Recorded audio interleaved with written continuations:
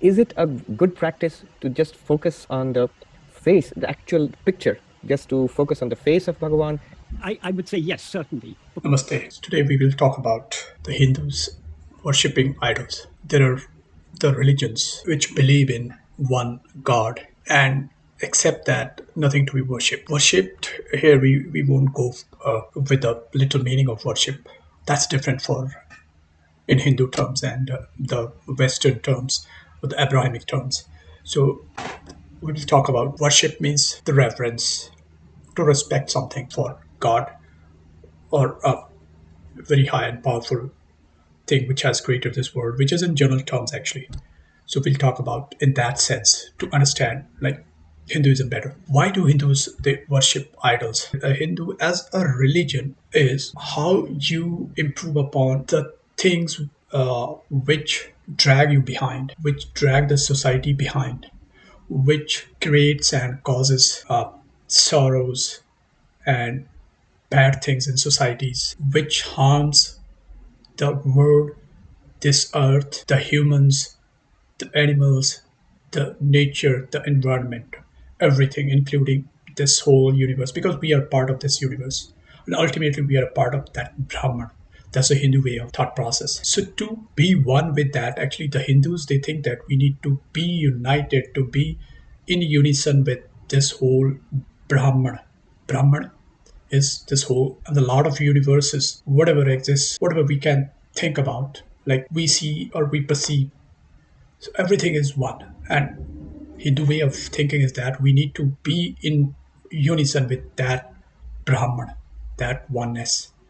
And that's the God actually. And how do we achieve that? By meditating, by investigating ourselves. Many Hindu rishis and maharishis, they gave these ways of rishis and maharishis were the scientists actually. They gave these ways to they invented these ways to be in one and with the universe, with the Brahman, and to get rid of the sorrows and to have a better, happier, healthier life. So that is one of the techniques you can say in Hinduism to live a better life. So for that, how do you do that? You meditate, and how to meditate? Suppose you are given something to remember and given a 1 or 2 page text to remember. So the easiest way would be to read it and then remember it. How do we do that? By remembering the text, just not by remembering the text, but how we visualize the picture of that text written on that paper in our mind, and then we remember it. When we need to reproduce it sometime later, so we have always the picture of that paper where the text is written, and then we are able to reproduce it as such. So that is one way. Other way is just listen it from somebody's mouth. So that becomes a video kind of thing which you are listening from somebody and then you're remembering it. Then another way is, because now we are in an era where technology is ample and we can see and watch the videos and remember the things that way. So how do we do that? We just watch the video and then we are able to remember the thing, whatever like we are watching, and then we are remembering it for to be produced on a later time. So that's the way how the rishis and maharishis they were able to find the techniques to meditate upon something. So they allowed common people to sit in front of an idol, whatever the idol you like visualize, you make it, you sit in front of it, you meditate, and you will be able to go deep within yourself after like while sitting in front of that idol and trying to go inward, dive deep inside you to investigate yourself. And that's the way they allowed people to worship and to create idols and sit before them. And anything like to be worshipped is what it is a thing which you have. I mean, because any idol in front of which you're sitting and like meditating and attaining some great powers and getting relieved from sorrows, unhappiness, and getting happiness rather. So I believe that we should respect that idol even that thing which is able to provide us happiness and which is able to mitigate our sorrow. And that way, Hindus, they worship the idols. That's one of the things. And then there's nothing like don't worship this, don't worship that, because as I said, the Hindus, they believe in oneness with everything, even the living, non-living, whatever you term it in your modern scientific language. So I mean, the earth, the trees, the animals, whatever.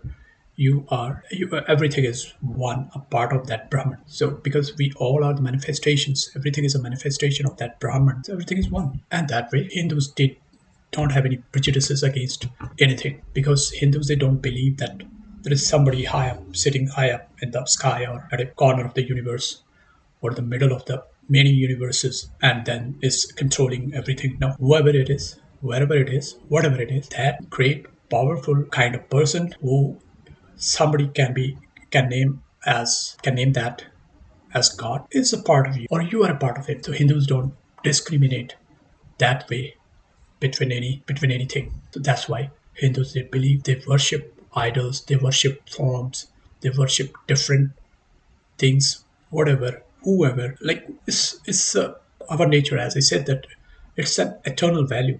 It's an eternal nature value that we feel grateful to the anything which provides us some benefit. And if it is like that, it's inevitable that we worship that being, that thing. What's the harm in worshiping that who is giving you some good thing, who is taking away your sorrows, who is giving you happiness? And that's the way of life, and that's Hinduism. Understanding Hinduism on the basis of Advait Vedant is easier, and like to be specific about anything. So that's why you see that Hinduism is so liberal, so vast, that it allows you to respect each and everything, allows you to respect any other being outside your own identity. And that way, I too believe that it's a great term, great religion in broader terms, you can say, in vague terms, or in while you like compare the similar analogies, you can say. I hope this video of mine throws some light on the ways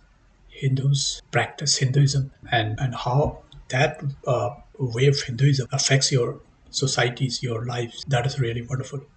And I hope you will be greatly benefited with that. So please like the video, share it, comment on it, and subscribe to the channel. Thank you. Namaste. I have always been fascinated by the pictures of Bhagavan. Yes. And the photographs. For example, the one which you have here. When you talk about meditation, is it a good practice to just focus on the face, the actual picture, just to focus on the face of Bhagavan, the expression in the eyes, after studying Vedanta and all of that? Would it have a like a breakthrough impact on the psyche?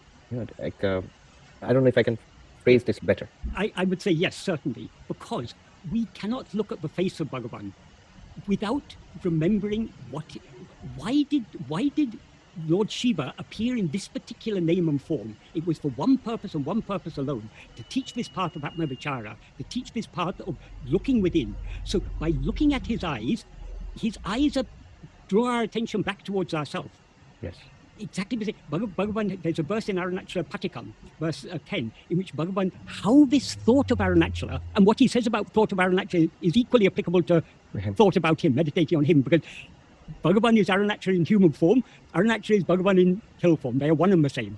So what Bhagavan says is, he said in that verse, he says, I have seen a wonder, this magnetic hill that forcibly attracts the soul, subduing the chestre, the mischievous mental activity of those who have thought of it even once.